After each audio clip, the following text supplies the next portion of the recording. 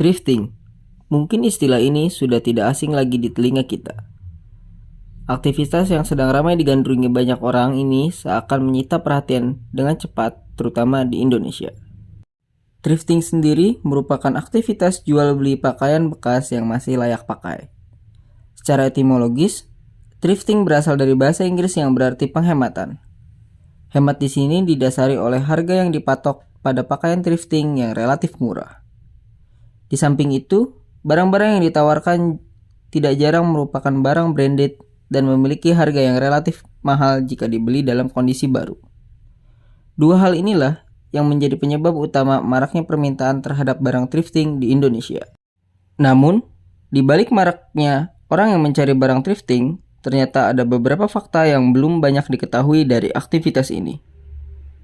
Yang pertama, aktivitas ini ilegal di Indonesia. Hal ini telah dijelaskan pada Peraturan Menteri Perdagangan Nomor 12 Tahun 2020. Dalam peraturan itu disebutkan bahwa pakaian bekas merupakan salah satu barang yang dilarang impor di Indonesia. Yang kedua adalah banyak pihak kontra dengan aktivitas thrifting. Argumentasi kebanyakan orang terpusat pada paparan virus atau penyakit dari pakaian bekas. Bahkan, hal ini juga diperkuat dengan pernyataan Kementerian Perdagangan melalui penelitiannya yang menyebutkan bahwa bakteri dalam pakaian bekas tidak hilang walaupun sudah dicuci berkali-kali. Selain itu, banyak yang beranggapan bahwa thrifting merusak secara signifikan terhadap ekosistem pasar pakaian. Banyak konsumen yang teralihkan untuk membeli pakaian bekas yang lebih murah dibandingkan pakaian baru, sehingga pendapatan para penjual pakaian baru atau mall jauh berkurang.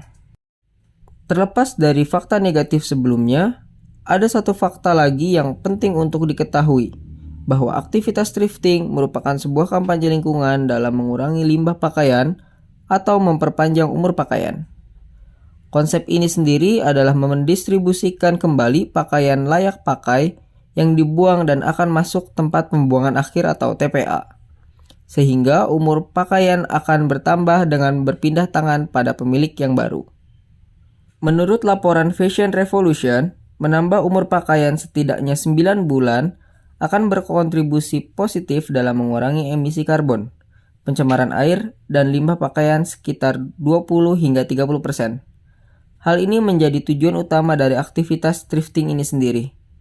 Selain itu, thrifting hadir sebagai salah satu alternatif solusi dari banyaknya laporan, penelitian, dan catatan yang menggambarkan buruknya dampak industri fashion bagi lingkungan. Data statistik yang dikeluarkan Age Expo menyebutkan bahwa industri mode dan tekstil merupakan pencemar terbesar kedua di dunia setelah minyak.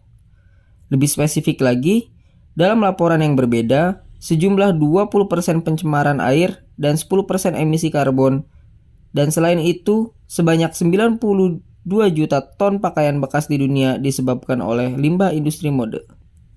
Tetapi dalam prakteknya, masih banyak yang harus diperbaiki dari budaya ini terutama di Indonesia. Besarnya potensi budaya ini untuk berkontribusi pada lingkungan akan percuma jika tidak diimbangi dengan kampanye hidup yang tidak konsumtif pada pakaian. Selain itu, mengingat pakaian thrifting yang diimpor dari negara lain juga akan menjadi problem di kemudian hari. Impor yang berlebihan justru akan menumpuk limbah pakaian di dalam negeri. Selain itu, regulasi yang tidak mempertimbangkan besarnya permintaan terhadap barang thrifting akan dimanfaatkan oleh oknum untuk memasukkan barang secara ilegal dengan ongkos tambahan yang tidak murah. Ini akan menimbulkan lonjakan besar di pasaran sehingga lambat laun orang akan meninggalkan budaya ini. Perlu dibuat batasan dan syarat bagi aktivitas thrifting seperti standar keamanan dan kesehatan yang harus dipenuhi, serta pembatasan impor agar tidak merusak pasar pakaian baru.